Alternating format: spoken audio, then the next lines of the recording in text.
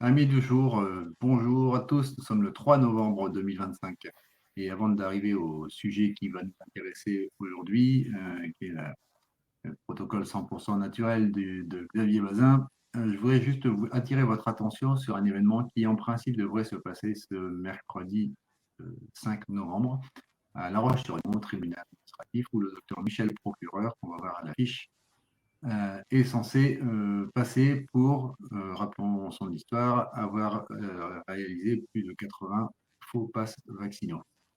Ok, c'était hors la loi, mais parfois, nécessité fait loi. Alors, j'ai eu Michel Procureur ce matin au téléphone, parce qu'il y a eu deux petites nouvelles. Disons que deux caisses d'assurance maladie, des départements limitrophes aussi, se portent partie civile pour ce procès. Et donc, d'après son avocat, ça commence à faire un peu beaucoup, un peu trop procès politique. Donc, il est fort possible, on vous tiendra au courant et tenez-vous au courant sur les réseaux sociaux, mais il est fort possible que cette audience soit reportée pour pouvoir mieux préparer la défense du docteur Michel Procureur. En tout état de cause, ça ne le met pas dans la grande tranquillité, vous vous en doutez bien. Il a bien conscience d'avoir fait ce qui était nécessaire pour éviter d'injecter inutilement et contre la loi Kouchner qui est sur le consentement éclairé, contre les accords d'Helsinki, la convention d'Oviedo, et bien, il se trouve quand même, lui, à la barre. Donc, on vous tient au courant, tenez-vous au courant aussi sur les réseaux sociaux, ne vous déplacez pas inutilement à La Roche-sur-Yon si tout est annulé, mais pour le moment, il n'y a rien d'officiel. Le docteur Michel Procureur, jusqu'à preuve du contraire, va passer au tribunal de La Roche-sur-Yon le 5 novembre prochain, donc après-demain. On va aller maintenant tout de suite sur le dossier du jour, qui est ces médicaments ou ces traitements que votre médecin traitant pourrait fort bien ne pas vous prescrire pendant cet hiver. Pourquoi il ne le ferait pas? Peut-être par ignorance ou parce qu'on lui a dit d'autres choses. On va en parler tout de suite avec Xavier Bazin, parce que nous, on a bien l'intention, même si on n'est pas votre médecin traitant, on a bien l'intention de vous en parler. Alors, ce livre-là, il a déjà été bien vendu. On va voir la couverture. Il s'est bien vendu. Donc, on n'est pas là pour faire de la promo de ce livre. Xavier Bazin et d'autres l'ont déjà fait largement avant nous et sa réputation s'en fait également. Mais on est là pour discuter du fond. Xavier, bienvenue à toi. Alors, tu vas intervenir en cachet, c'est ta politique, tu n'as pas changé à ce sujet. Ton visage n'apparaît pas à l'écran, donc je vais rester seul et avec ton livre, mais nous allons entendre ta voix. Bonjour Bienvenue à Eric, toi. merci beaucoup de me recevoir aujourd'hui. Alors, Xavier, je disais que ton livre avait bien marché. Est-ce que tu peux nous en dire un petit peu plus sur les ventes là? En tout cas, ce que je sais, parce que tu sais, avec les éditeurs, c'est toujours un peu, on n'est jamais parfaitement informé, mais ce que je sais, c'est qu'ils ont dû réimprimer en urgence parce que dès la première semaine, en fait, c'est allé bien au-delà de ce qu'on appelle la mise en place, c'est-à-dire de ce que les libraires avaient demandé, sachant un peu, connaissant un peu le livre, ce qui contenait. Les libraires en demandent une certaine quantité. En fait, ils se sont vite révélés dépassés. Il a été en rupture de stock un peu partout et sur Amazon pendant une semaine à peu près. Mais ça y est, il y a une réimpression. Donc, non, je suis très content parce que j'ai écrit 3 livres sur la santé. Le premier, c'était Big Pharma démasqué en plein Covid. Le deuxième, c'était Anti-Vax toi-même sur les vaccins. Mais celui-là, donc c'était Tous les deux aux mêmes éditeurs. Pardon? Tous les deux au même éditeur, très Voilà, Daniel. toujours chez Daniel. Mais celui-là, donc les deux précédents étaient vraiment plutôt un peu sociétaux. Et celui-là est vraiment sur des solutions concrètes. Donc effectivement, j'espérais qu'il y ait un nouveau public qui n'est pas forcément intéressé par les débats scientifiques ou macro sur le système de France Santé. Mais là, il y a vraiment des solutions naturelles qui sont validées par la science, qui n'auront pas chez leurs médecins, chez la plupart des médecins. Il y a évidemment quelques médecins qui sont très bien et avec qui je travaille. Mais la plupart des médecins soit ne connaissent pas, soit ne croient pas en fait à ces remèdes, mais donc ça veut dire qu'ils ne connaissent pas la science qui est derrière. Et donc je suis assez heureux de proposer, et avec une lecture aussi de l'histoire de la médecine pour comprendre pourquoi ces remèdes fonctionnent, pourquoi ils ont été oubliés.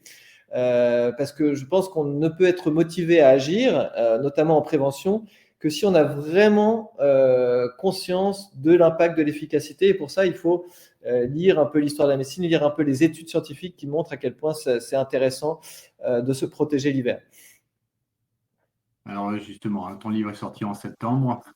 C'est pas plus mal que ça sorte maintenant, puisque les jours raccourcissent, les températures baissent, les nez coulent, hein, les rhumes, grippe, Covid, différentes infections respiratoires ou ORL. Chaque hiver, ces petites pathologies reviennent et on peut s'en sortir de façon plutôt simple.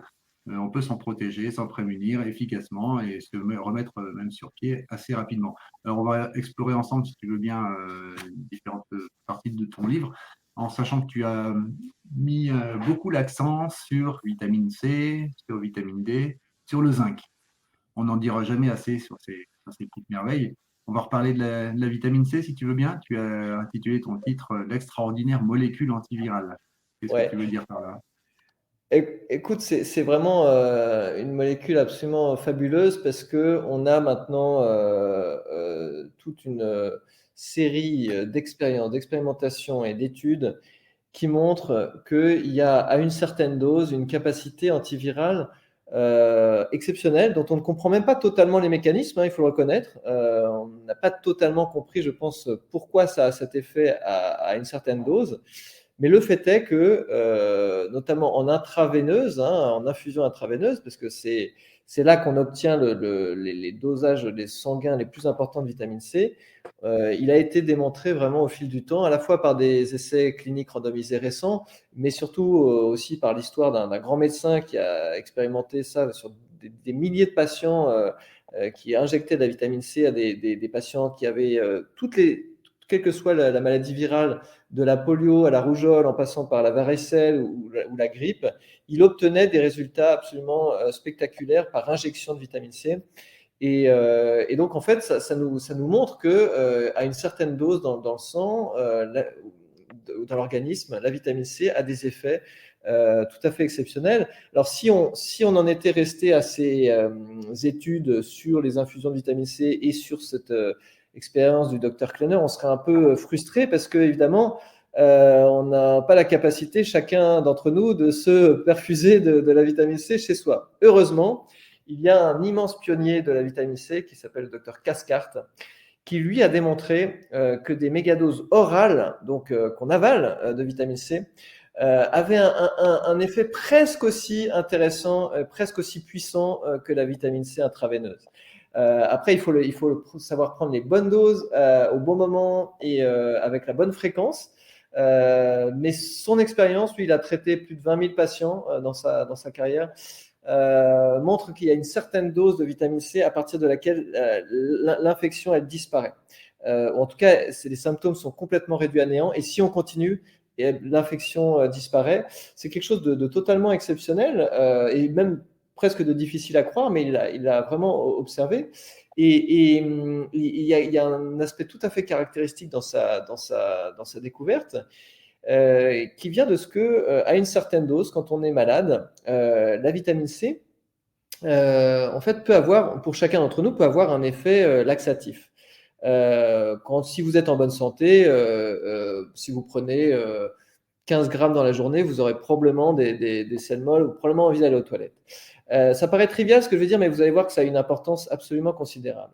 Et en fait, le docteur Caskart s'est rendu compte qu'il y avait quelque chose de spécial avec la vitamine C en cas d'infection virale quand il a vu qu'une de ses patientes, une petite bibliothécaire de 23 ans qui pesait 50 kilos tout mouillé, avait pris 200 grammes de vitamine C par jour pendant 2 jours, alors qu'elle avait une mononucléose très carabinée, 200 grammes sans avoir du tout d'effet laxatif, sans avoir, comme le docteur Caskart disait, ne serait-ce qu'un gaz. Donc là, il a été un peu ébouriffé et il s'est rendu compte que c'était une loi de la nature, que plus l'infection était forte, plus on pouvait prendre de la vitamine C sans avoir cet effet laxatif. Et pourquoi c'est important ?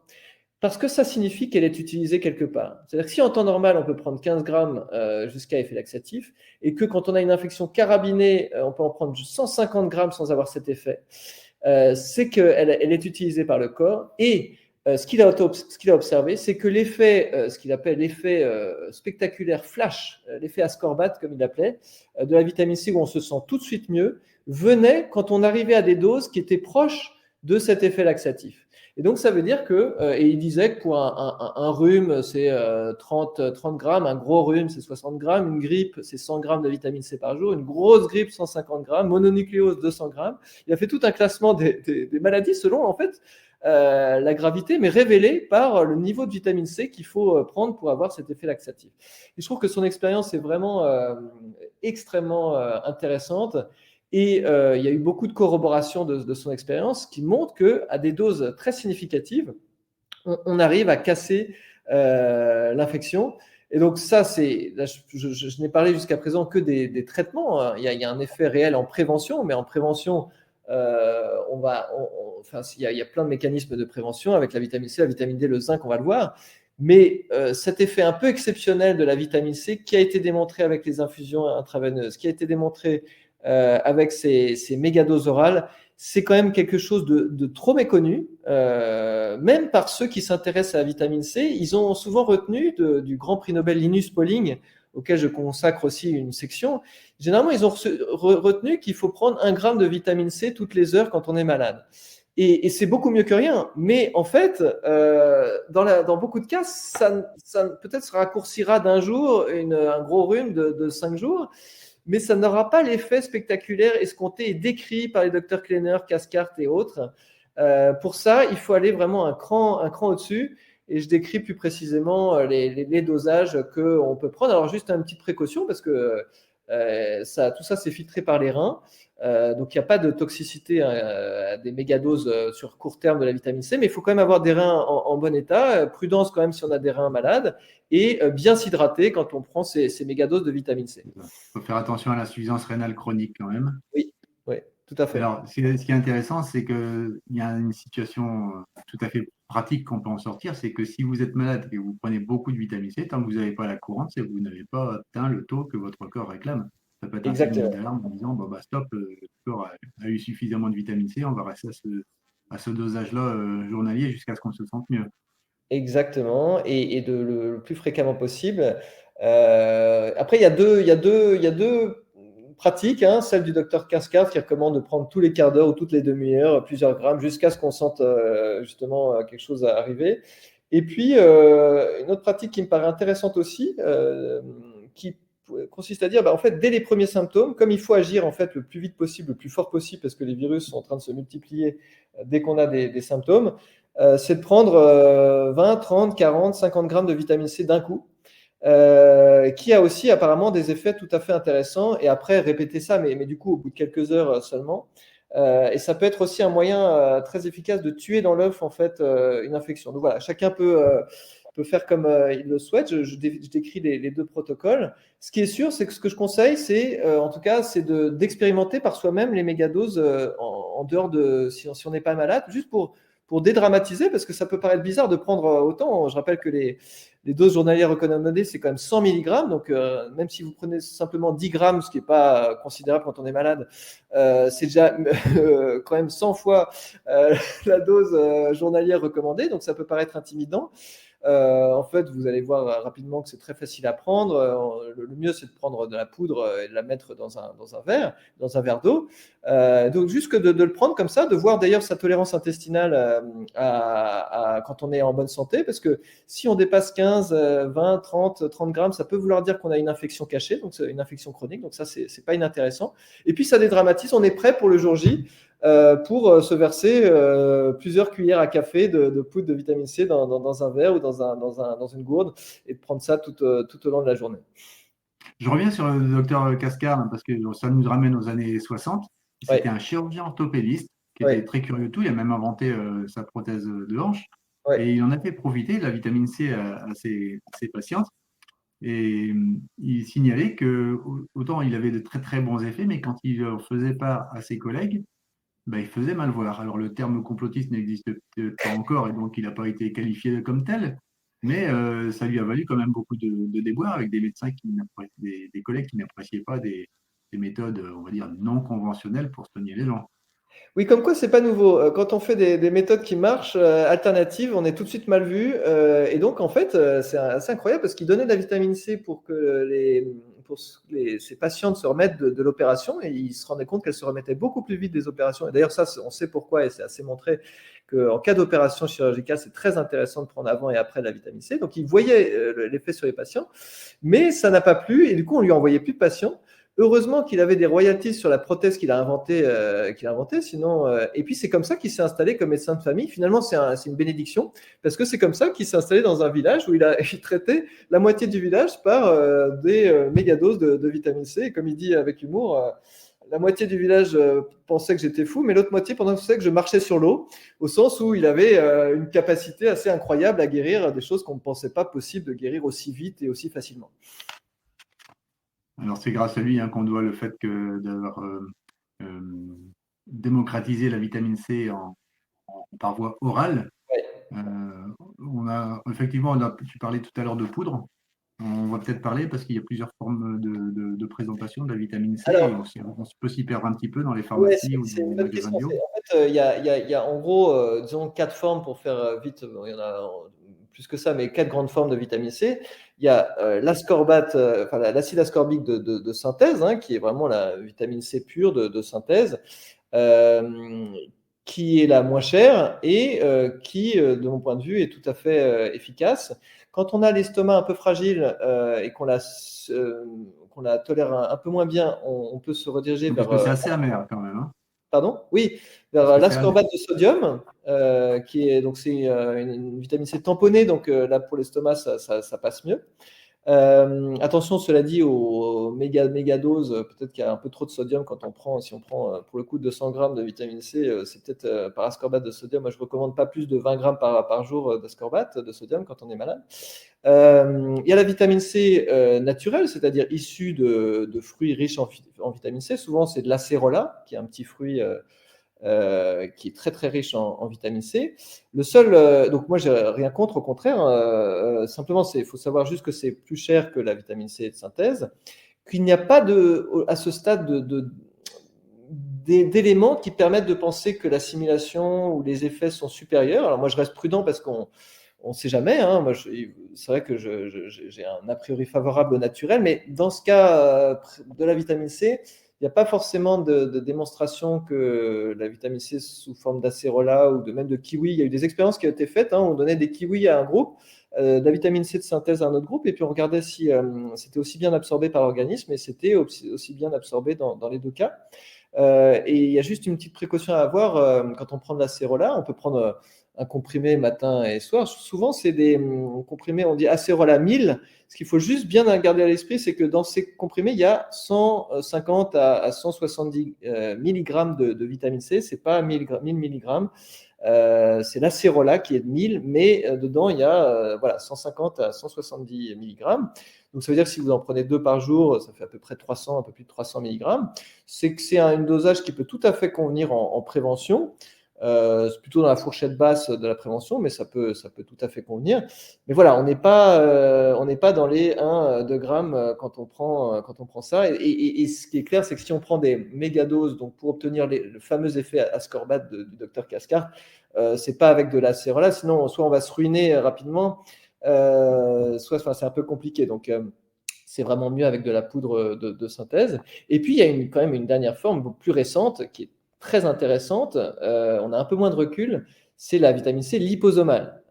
Donc là, c'est une vitamine C qui est encapsulée en fait dans des petites billes de graisse et dont l'objectif est qu'elle pénètre mieux dans les cellules. On manque un peu. Donc, ce qui est clair, c'est qu'elle est mieux absorbée.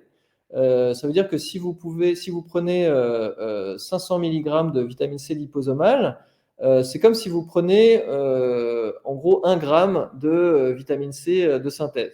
Peut-être qu'elle a aussi des effets par ailleurs qui sont intéressants. En tout cas, c'est pas la plus économique parce que elle coûte peut-être au moins 5 à 6 fois plus cher. Donc même si elle est 2 fois mieux absorbée, on ne s'y retrouve pas forcément en termes si on est un peu ric-rac.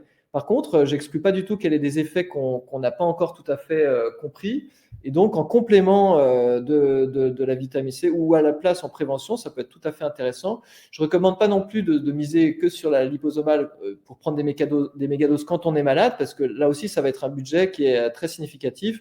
Et là encore, il n'est pas sûr que ça fasse une différence. Par contre, mixer un peu des deux, faire en grande partie mégadose ascorbate et un peu de liposomale quand on est malade, si on aime la liposomale, ça, je n'ai rien contre et il est tout à fait possible que ça ait des effets bénéfiques et complémentaires. Oui. Et, alors, il n'est pas sans savoir que dans les hôpitaux, maintenant, il n'existe que des ampoules de 1 gramme de vitamine C, de la Roscorbine. Je ne sais pas si tu sais qu'à l'époque, quand moi j'ai commencé en tout cas mes études de médecine, on avait des flacons de 10 grammes. Ils Ah oui. ont tous disparu, maintenant on en est à 1 gramme. Et à chaque fois qu'il y a un médecin qui veut prescrire de la Roscorbine à un patient dans le service, s'il a le malheur de dépasser 1 gramme, il a un coup de fil du pharmacien en disant mais c'est pas dans les recommandations, c'est pas dans le protocole.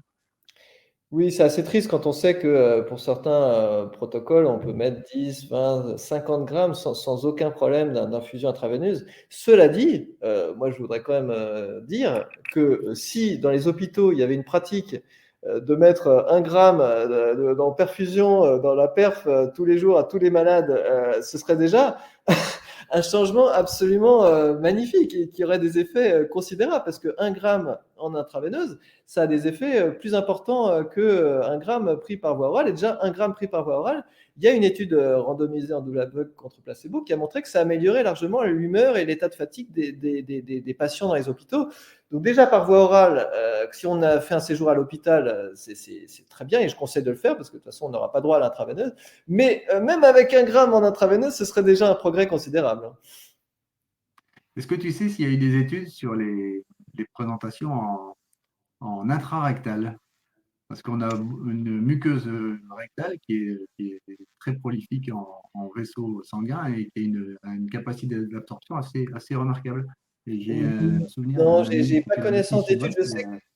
Ouais. il a Non, j'ai pas expérimenté connaissance ça. d'études là-dessus. Je sais qu'il y avait certains qui pouvaient faire des lavements avec à la vitamine C, mais non, je crois pas avoir vu d'études là-dessus. Pourtant, j'ai bien, je crois avoir bien couvert toutes les études, mais c'est intéressant. C'est une autre voie d'absorption, d'ailleurs, qui est assez européenne, française. Je crois qu'elle est moins américaine. C'est pour ça qu'il y a peut-être moins d'études là-dessus. Voilà pour la vitamine C, plutôt de la poudre, petite dose de prévention et éventuellement, de temps en temps, essayer de savoir à quel point on en est nos capacités d'utilisation de la vitamine C quand on est en bonne santé. On peut augmenter les doses, une petite cuillère à café, voire 2 par jour, pour voir si on n'a pas de troubles Ouais. digestifs. Ce que le docteur Katker appelait la tolérance intestinale, c'est ça, hein? Ouais, exactement. Dans la saison hivernale, je recommande autour d'1 gramme de vitamine C par jour en prévention. Ça réduit légèrement le risque, mais surtout, ça a été montré hein, dans les études, ça n'a pas forcément d'effet spectaculaire, hein, mais ça réduit le risque d'infection et ça réduit aussi la durée des infections. Mais il faut coupler avec en prévention, il faut coupler avec d'autres vitamines et minéraux miracles. Alors justement, on y vient, parce qu'après cette première petite merveille, cette panacée, comme disait Linus Pauling, parlons d'un autre élément important de notre organisme, qui est à la fois une vitamine et une hormone, c'est la vitamine D, que tu as surnommé le grand bouclier immunitaire. Tu Oui, veux bien en alors, parler? bah, elle est beaucoup plus connue, la vitamine D. Enfin, la vitamine C est très connue, mais on sous-estime beaucoup. Elle est devenue un peu banalisée. On a oublié en fait ces effets spectaculaires que j'ai essayé de décrire. La vitamine D est beaucoup plus connue. Je pense que la plupart des gens qui sont un peu intéressés savent maintenant qu'ils doivent se supplémenter, qu'ils doivent avoir un taux optimal de vitamine D que moi j'estime à 40 nanogrammes par millilitre dans le sang. Et donc, et même, je pense que la plupart, enfin, j'espère, de vos auditeurs, de tes auditeurs, Eric, savent que c'est une vitamine qui doit se prendre tous les jours ou toutes les semaines, mais pas tous les mois, comme malheureusement le prescrivent beaucoup trop de médecins encore, ou même tous les 3 mois parfois. Ça, les études sont tellement claires sur ce point, tous les mois et tous les 3 mois, c'est non seulement inefficace, mais parfois même contre-productif, parce que le corps n'aime pas les variations brutales de vitamine D. Et donc ça, c'est vraiment. Mais je pense que là, c'est quelque chose qui s'est quand même répandu depuis le Covid aussi. Le Covid a quand même contribué à remettre à l'honneur cette vitamine comme bouclier immunitaire. Même l'Académie de médecine à l'époque avait fait un communiqué au tout début pour dire que c'était vraiment un remède intéressant pour éviter les formes graves, et notamment la tempête immunitaire, la tempête cytokinique, parce que la vitamine D, elle à la fois, elle module le système immunitaire dans les deux sens, c'est-à-dire qu'elle peut le rendre plus performant, mais aussi l'atténuer pour éviter qu'il s'emballe. Donc elle a vraiment ce double effet absolument merveilleux, qui fait que c'est vraiment la vitamine pour laquelle il ne faut pas être carencé.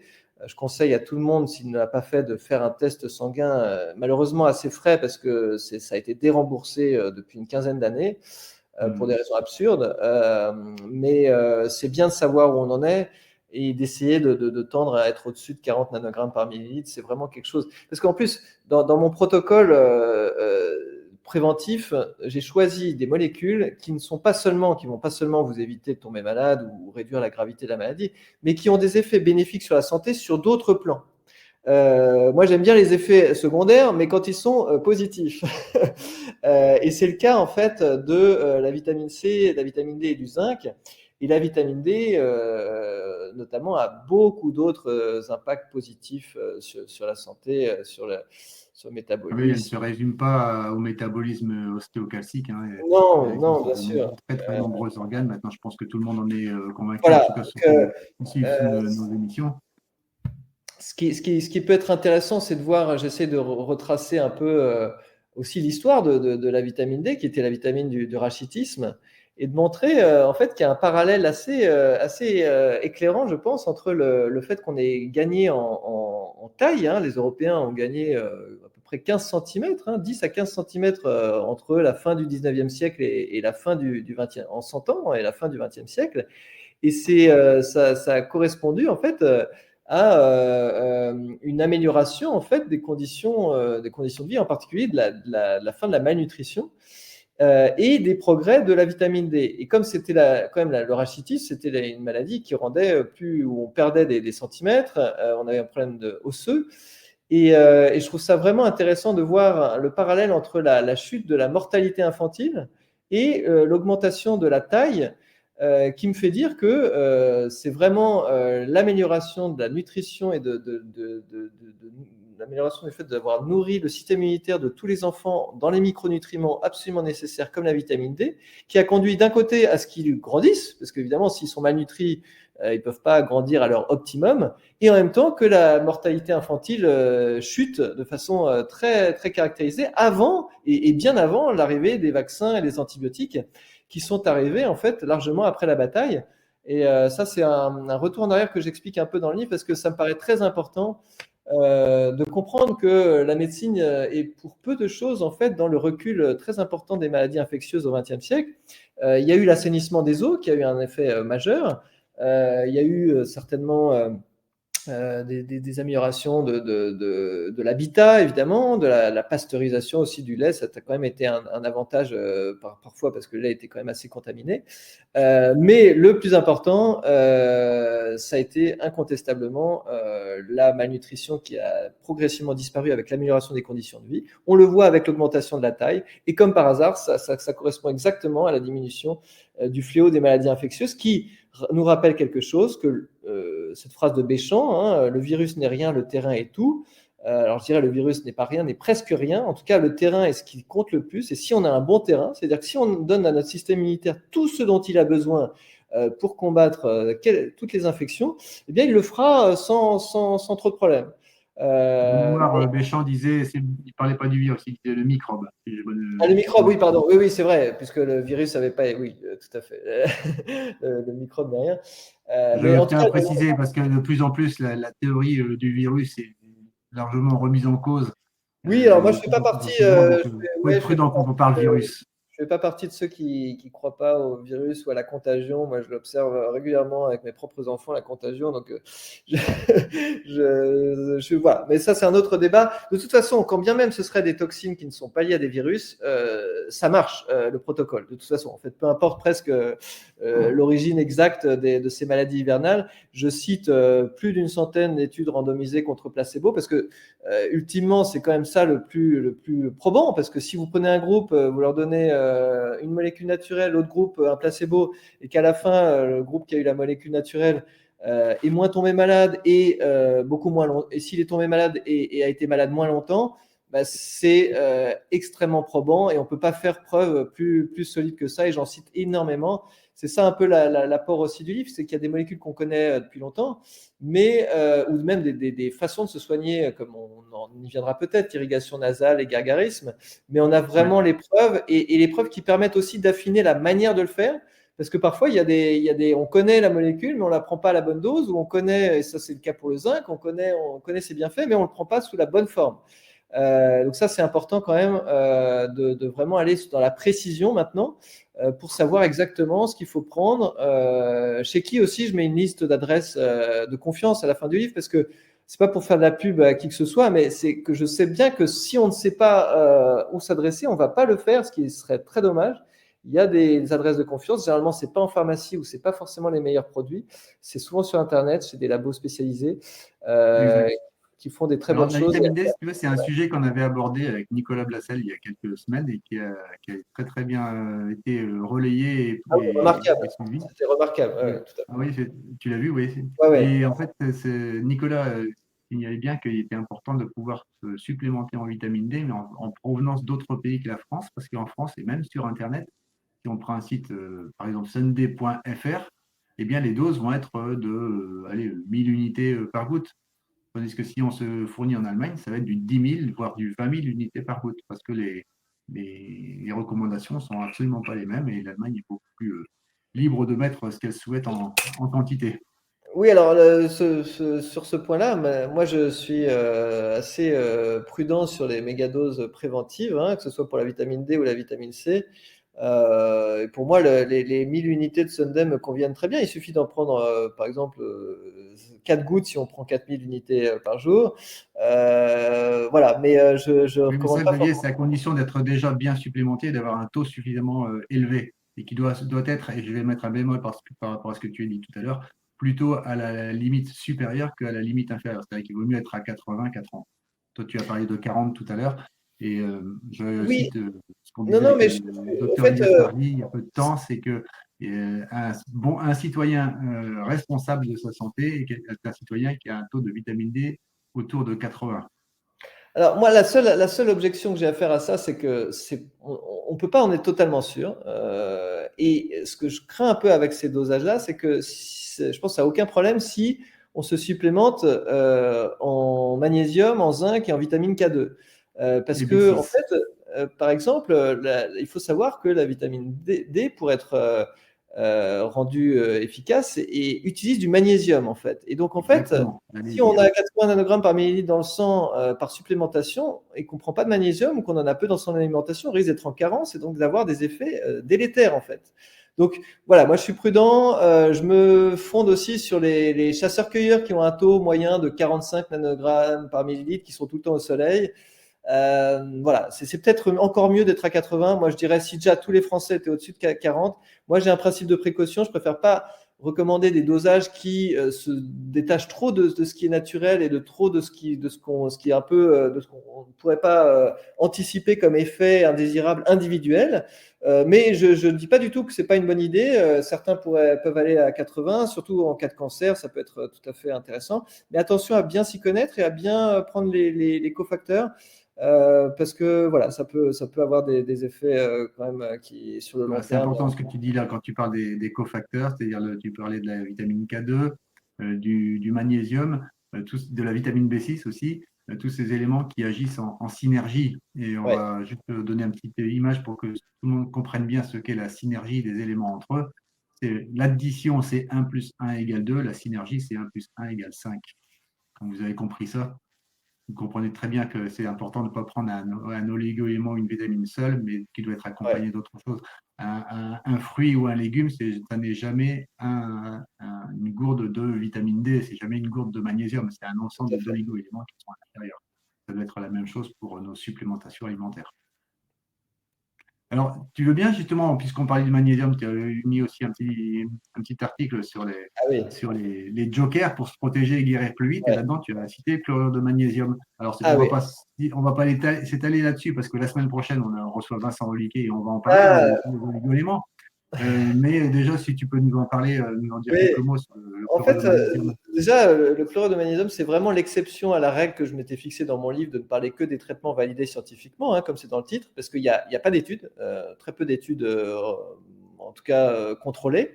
Mais par contre, il y a une histoire qui est assez incroyable, hein, qui remonte au professeur Delbey, dont je suis sûr que Vincent vous la racontera. Et puis, il y a un nombre de témoignages et de praticiens et de patients qui vraiment sont presque unanimes sur l'efficacité du chlorure de magnésium pour couper court à une infection significative. Donc moi, ce que je recommande, c'est si on a une infection qui, passé les premières 24 heures, a l'air de persister et a l'air d'être un peu, malgré les autres, malgré le zinc, malgré l'irrigation nasale, les gargarismes, les mégadoses de vitamine C, a l'air de continuer, c'est de faire appel à ce joker, qui est plus qu'un joker.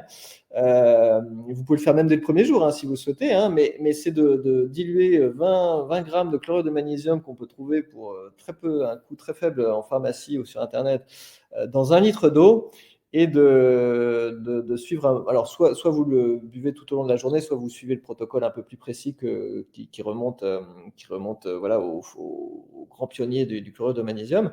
Mais là, il y a vraiment une sorte d'unanimisme pour. Là encore, on ne sait pas exactement par quel mécanisme, si ce n'est que on sait que le magnésium est indispensable pour plus de 500 réactions biochimiques dans le corps, donc il est un peu indispensable pour tout. Il est indispensable pour l'énergie. On sait aussi que le chlorure, lui, sous sa forme chlorure, ça augmente la phagocytose, c'est-à-dire la capacité des globules blancs à avaler les bactéries. Ça a été montré par le professeur Delbey il y a longtemps. Mais sinon, on ne sait pas exactement pourquoi ça a un effet aussi drastique sur les infections virales. Mais le fait est qu'il y a vraiment un consensus là-dessus de ceux qui l'utilisent. Mais comme il n'y a pas de danger particulier, je recommande comme joker de l'utiliser. Effectivement, c'est vraiment quelque chose de tout à fait intéressant. Alors, puisqu'on en est aux minéraux, est-ce que tu veux nous parler d'un autre minéral qui, lui, faisait partie du protocole du professeur Raoult, c'est le zinc, que Oui, tu alors surnommais le minéral de la riposte. ouais, c'est assez incroyable que, en fait, on ait mis tant de temps pendant la Covid à parler du zinc. Enfin, certains médecins en ont tout de suite parlé, mais en fait, quand on se replonge dans la littérature scientifique, c'est un minéral au cœur du système immunitaire et qui est connu pour ça depuis très longtemps. Enfin, depuis très longtemps, pas si longtemps que ça, enfin, en tout cas depuis au moins les années 80. Et donc c'est étonnant en fait. Il y a des choses qui apparaissent et qui sont oubliées comme par hasard. C'est généralement les choses naturelles qui rapportent pas plus que ça à l'industrie pharmaceutique, voire qui empêchent de vendre des vaccins ou des médicaments. Mais pour le zinc, c'est caractéristique parce que alors bien sûr en prévention, ça a été démontré, c'est un magnifique. On peut prendre 10, 20, 30 mg de zinc ou 40 mg de zinc en prévention pour réduire le risque de tomber malade et encore une fois réduire la durée de la maladie si on tombe malade. Ça a été bien démontré. Mais alors, en traitement, en fait, c'est là où il y a quelque chose d'assez spectaculaire, c'est que le zinc sous une certaine forme de pastille à sucer a fait la preuve d'une efficacité à raccourcir de façon drastique les rhumes, ce qui est quelque chose d'incroyable parce que c'est très rare qu'on ait trouvé, qu'on ait pu démontrer scientifiquement qu'une substance pouvait réduire la durée du rhume. Il faut savoir que les rhinovirus, comme ils sont assez superficiels, ils sont très difficiles en fait à atteindre par les mécanismes du système immunitaire normal. mais le zinc sous forme de pastille, lui, a montré dans plusieurs études randomisées contre placebo que si on le prenait sous la bonne forme et avec la bonne dose, on pouvait vraiment réduire drastiquement le risque de rhume. Moi, dès que j'ai un petit peu la gorge, je sens un tout petit peu la gorge, je prends ces pastilles, et généralement ça disparaît immédiatement. Le problème, c'est que, on a oublié ces études qui sont très convergentes et très convaincantes, et deux, il est très difficile de trouver la bonne forme de zinc. Il faut bien comprendre qu'il y a une seule forme de zinc, de pastille de zinc, qui libère suffisamment d'ions dans la bouche pour agir localement. Parce qu'en fait, pour les rhumes, tout se passe au niveau local dans la muqueuse, si vous voulez, dans la cavité nasale. Et en fait, donc, il faut agir localement. Et c'est ce que les ions du zinc qui se libèrent de la pastille permettent. Mais il y a des formes de zinc qui restent en fait agglomérées et en fait qui après se dissolvent dans l'estomac. Et donc ça vous donne du zinc et ça augmente votre taux de zinc dans le sang, ce qui est une très bonne chose. Mais ça n'aura pas d'effet sur votre virus qui en reste au niveau du nez et de la gorge. Et donc ça, c'est vraiment quelque chose qui a été oublié. Je raconte l'histoire, c'est une petite fille, tout est venu d'une petite fille de 3 ans, de l'histoire d'une petite fille de 3 ans qui avait un cancer et dont le père donnait des énormes comprimés de zinc parce qu'il s'est rendu compte que ça améliorait considérablement l'efficacité de ces traitements. Son oncologue même lui avait dit, mais je ne sais pas ce que vous faites, mais continuez parce que c'est assez remarquable. Et un jour, elle a un rhume carabiné, donc elle avait son système immunitaire très largement atteint par les traitements anticancéreux. Et pourtant, elle a ce gros rhume et elle s'endort avec une pastille de zinc qu'elle suce parce qu'elle ne voulait pas l'avaler parce qu'elle avait trop mal à la gorge. Et elle se réveille et 2 heures plus tard, elle est totalement guérie. Et en fait, son père s'est dit, mais il y a quelque chose là. Et donc, il connaissait des médecins nutritionnistes. Ils ont organisé un essai clinique et ils ont montré en suçant ces pastilles de zinc que ça réduisait le rhume d'une durée de 11 jours à 4 jours dans cette étude. Et après, 9 essais cliniques au total ont montré le même effet avec des pastilles de zinc bien formulées. Mais voilà, là encore, il ne faut pas se tromper. Il n'y a qu'une marque américaine en fait qui propose ces pastilles de zinc. Donc, ça s'appelle Life Extension Mix. Et donc voilà, il faut bien choisir ces pastilles. Et même sur le flacon, il y a écrit formule ionique parce qu'il faut que les ions puissent se libérer dans la bouche pour avoir tout leur effet. Mais là encore, on a vraiment un exemple d'un remède très simple qui est connu de longue date. Mais en même temps, il faut bien savoir choisir la bonne forme, le bon remède, et en prendre les doses suffisantes aussi, parce que, comme beaucoup de cas, si on ne prend pas des doses suffisantes, on n'aura pas les effets escomptés. Donc plutôt la pastille à sucer. Alors, en traitement, oui. En prévention, on peut vraiment les gélules à avaler, c'est très bien. Alors, on a parlé du chlorure de magnésium parmi les jokers que tu proposes pour se protéger, guérir plus vite. Puis il y en a d'autres, notamment, c'est peut-être quelque chose dont on ne parle pas assez, en tout cas on n'en a jamais parlé ici, c'est la propolis. Et cette substance sécrétée par les abeilles, un propolis, ça veut dire devant la cité. Et c'est une substance qui permettait de colmater les ruches et de créer une antibiothérapie naturelle. Oui, c'est vraiment une substance extraordinaire. Je pense que ça fait sourire les médecins bornés, les produits, les remèdes des abeilles. Mais en fait, quand on regarde encore une fois les études, les retours d'expérience, c'est une molécule incroyable. Déjà, c'est quand même de cette molécule dont se sont probablement inspirés les Égyptiens pour faire les momies. Parce qu'en fait, c'est non seulement utilisé par les abeilles pour colmater la ruche, pour que la ruche soit stérile, et c'est important quand on est confiné comme ça à plusieurs milliers dans un espace restreint, c'est important de ne pas faire rentrer trop de microbes. Mais en plus, quand il y avait ça peut arriver qu'il y ait un petit insecte ou un petit animal qui entre dans la ruche, qui meurt, la putréfaction est pas bonne évidemment pour la ruche. Donc ce qui se faisait, c'est qu'ils enveloppaient en fait cet insecte ou animal de propolis pour la momifier. Et en fait, c'est probablement en voyant cette momification que les Égyptiens ont eu l'idée de momifier leur momie, dans lequel ils utilisaient notamment la propolis. Ça pour dire que c'est un élément anti-infectieux majeur. Et là encore, le gros avantage de la propolis, c'est que non seulement ça peut agir dans le sang avec des gélules, mais ça a le grand avantage de pouvoir agir sans faire de dégâts et sans effet indésirable dans le nez et dans la gorge. Et là encore, moi j'en recommande des sprays ou des pastilles à la propolis parce que ce qu'on oublie souvent, c'est que les infections se combattent d'abord là où les virus se multiplient, ou là où les microbes se multiplient, c'est dans la gorge et dans le nez. Et donc, soit des pastilles, si on veut pas des grosses pastilles de zinc ioniques, on peut aussi, et qu'on préfère les pastilles de propolis. Propolis, il y a un peu moins de science, mais il y a suffisamment pour penser que ça marche très bien.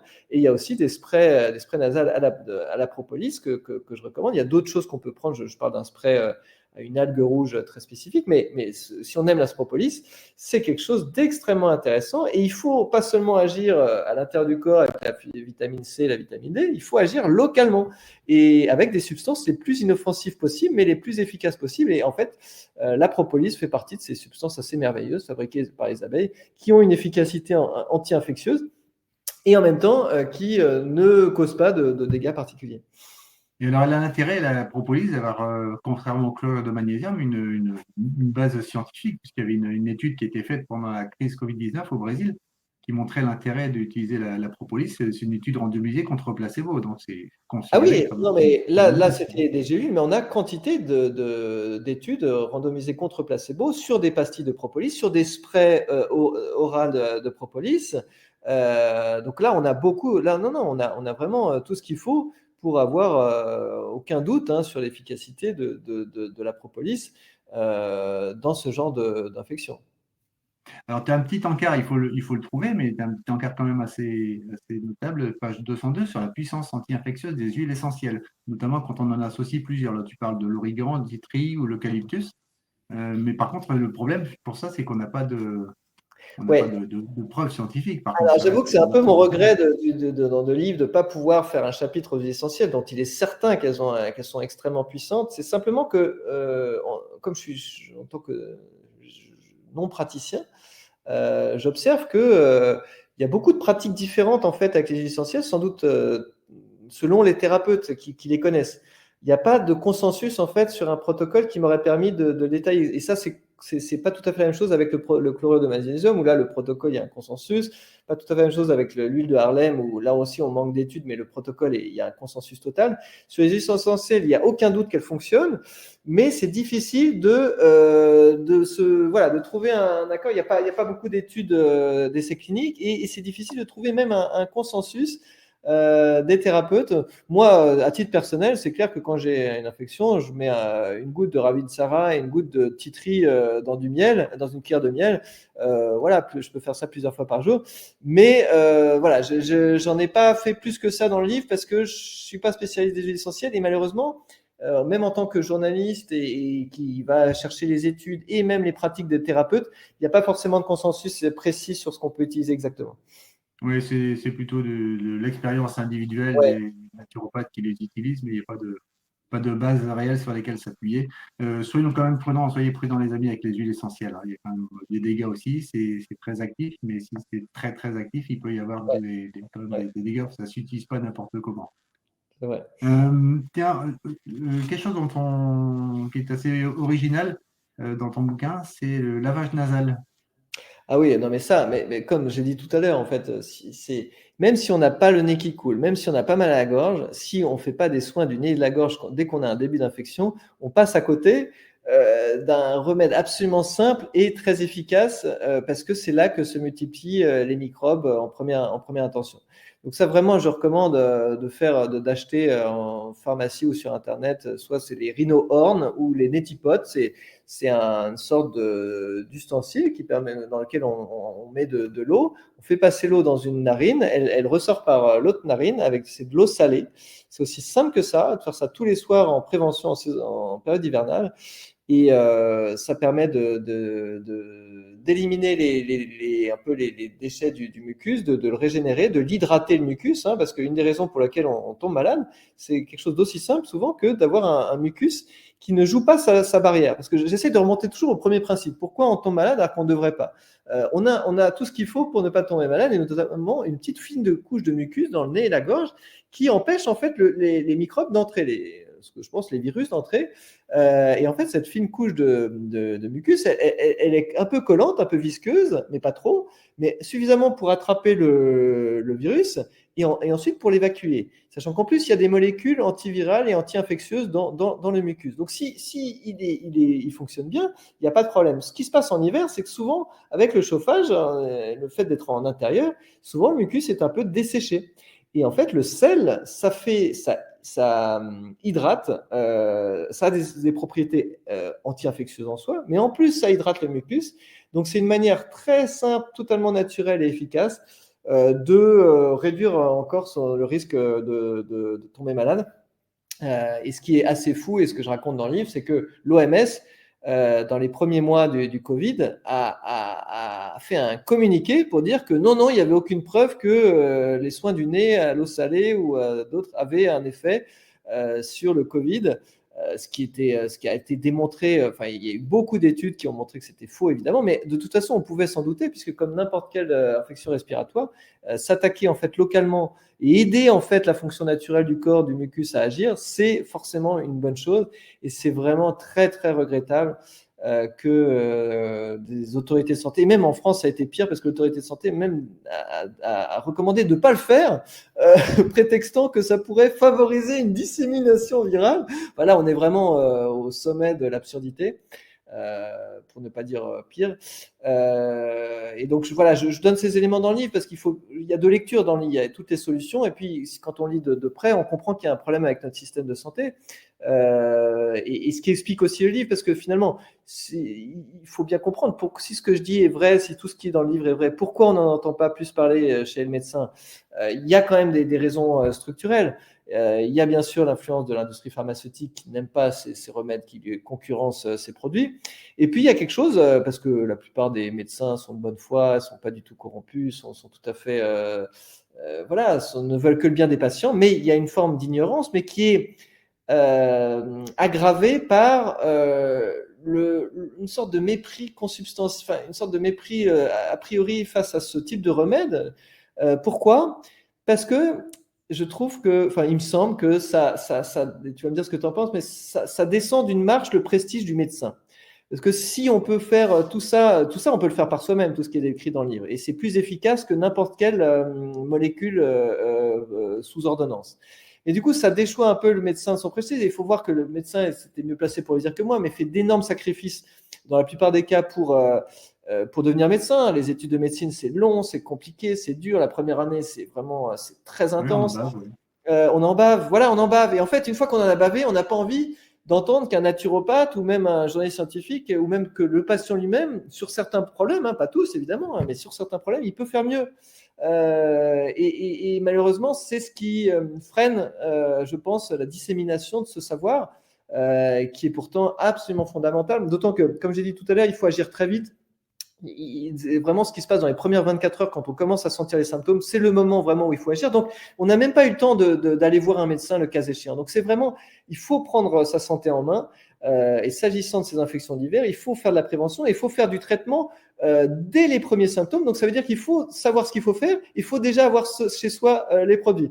Donc, vraiment, il faut prendre les choses en main et ne pas trop attendre de son médecin, surtout que j'y consacre quand même un chapitre aussi. Le premier réflexe de beaucoup de médecins, ça va être de prescrire du paracétamol, ce qui est à peu près vraiment, là aussi, une énorme absurdité à double titre.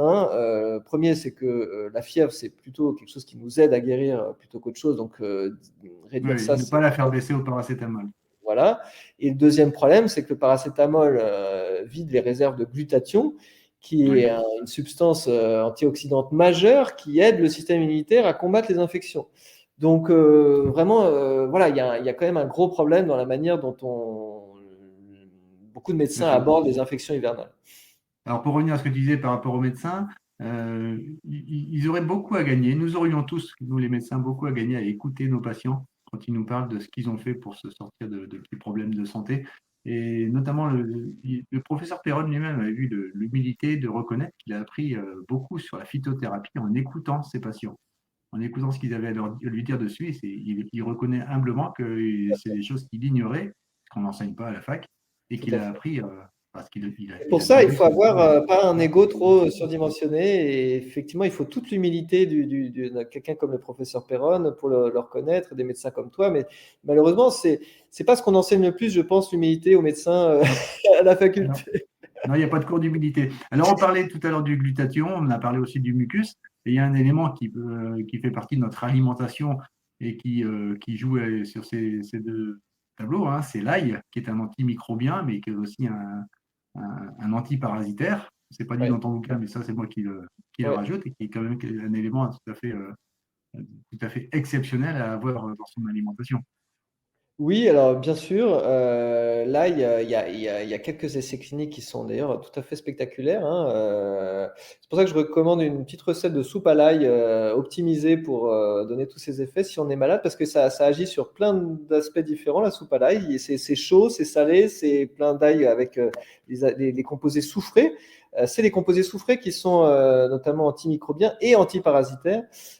Donc là, non, c'est vraiment tout à fait. Et là, c'est vraiment le remède de grand-mère par excellence, mais qui trouve aujourd'hui une validation scientifique Alors, assez. dernière chose, je voudrais que tu nous passes, si tu veux bien, rapidement, de l'huile de Harlem, parce qu'on est peu nombreux à connaître Oui, cet élément. alors moi-même, je la connaissais pas jusqu'à il y a un an, mais j'ai fait une grosse recherche là-dessus parce que c'est plusieurs médecins auxquels j'ai grande confiance m'en ont parlé enfin, et l'utilisent avec leurs patients.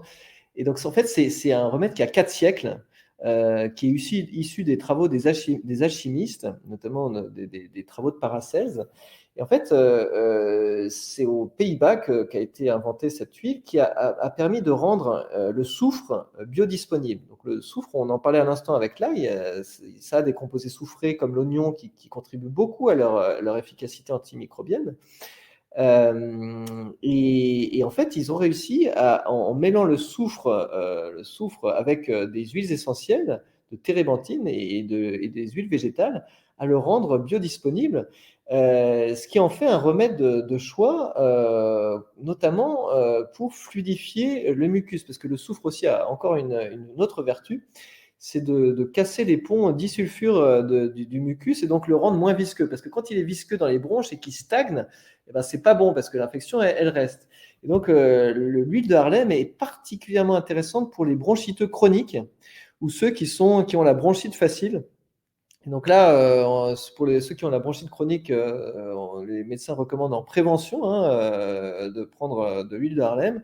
Et en cas de bronchite, notamment en cas de bronchite qui traîne, de toux persistante, moi je conseille vraiment d'essayer ce remède qui est très intéressant. Et là aussi, il y a une histoire absolument incroyable. Enfin, j'essaie de raconter des anecdotes historiques parce que ça donne quand même du corps un peu à tous ces remèdes. Il y a un fameux écrivain français qui s'appelle Guillaume Apollinaire, hein, qui est mort et qui aurait pu ne pas mourir s'il avait utilisé l'huile de Harlem au moment de la grippe espagnole. Son ami Blaise Cendrars lui avait donné un tube. Et il était en train d'écrire un article pour dire à quel point c'était une huile merveilleuse, Guillaume Apollinaire. Et en fait, il a été touché par la grippe. Et son ami Blaise Cendrars, qui vient le voir au moment où il est mourant, se rend compte qu'il n'a même pas essayé le remède, alors qu'il avait observé qu'il avait donné à, je crois, 70 autres personnes qui avaient eu la grippe espagnole et qui s'en étaient sorties sans problème. C'est une histoire assez étonnante, mais qui est intéressante. Au moment de la grippe espagnole, ça a été un remède très utilisé avec succès. Alors, dans ton bouquin, tu parles également de remèdes, de prévention et de remèdes. On va laisser les lecteurs se pencher directement là-dessus. On ne va pas effleurer ce sujet-là, hein.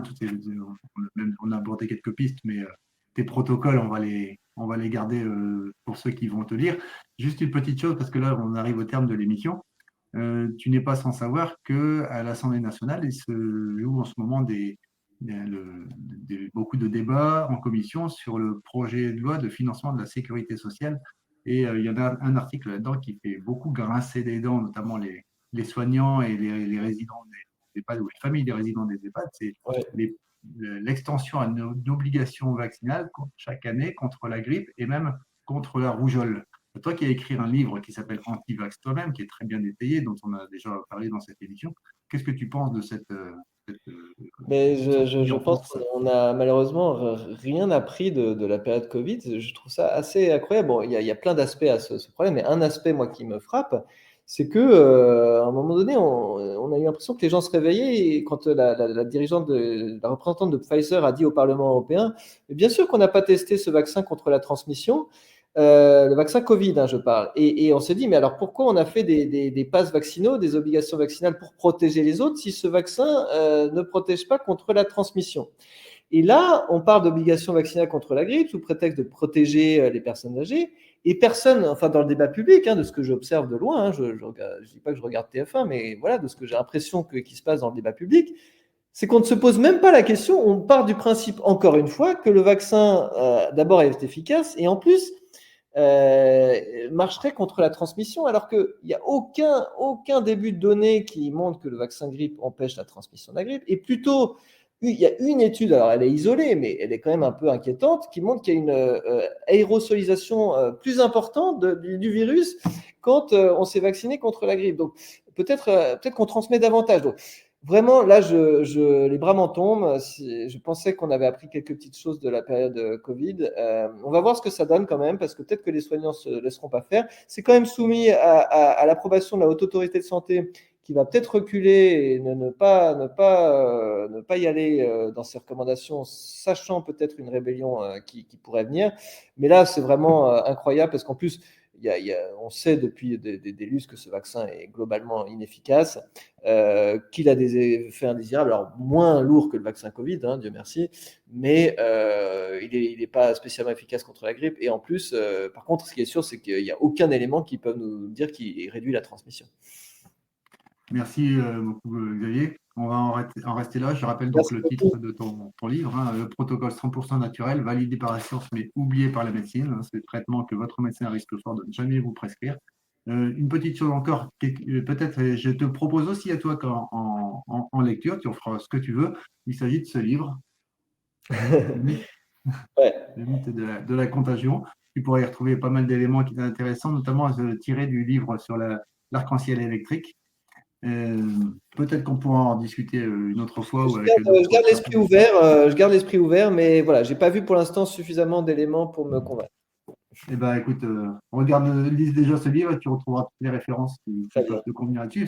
C'est d'autant plus intéressant que tous ceux qui, comme moi, se posent beaucoup de questions sur l'intérêt de toute vaccination, eh Oui. bien, s'il n'y a pas de mythe, s'il n'y a pas de contagion directe et pas de germe entraînant une contagion, jusqu'à présent, les postulats de Koch n'ont jamais été respectés pour chacun des germes questionnés, eh bien, ça met à plat définitivement toute politique vaccinale, quelle qu'elle soit. C'est pour ça que Oui, je mais je pense crois qu'il qu'on n'a faut pas bien besoin de lire ça, cette on n'a pas petite. nécessairement besoin de ça pour être très sceptique vis-à-vis des politiques vaccinales. Non, c'est un argument supplémentaire.